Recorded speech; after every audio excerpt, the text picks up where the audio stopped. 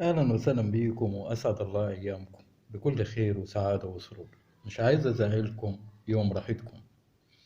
طبعا ده عنواننا، ولكن أرجوكم كملوا الفيديو للآخر لأنكم هتستفيدوا منه جدا.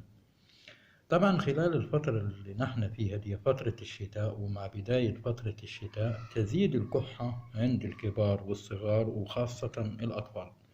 وكثير من الأطباء ينصح بعدم تناول الدواء أو إعطاء الأطفال دواء لأنه له آثار جانبية. ولكن في حاجة أكثر من الدواء ممكن تديها للطفل أو تديها للكبير، وفي نفس الوقت ما تضرهوش ولكن تفيده. أول حاجة شوربة الفراخ.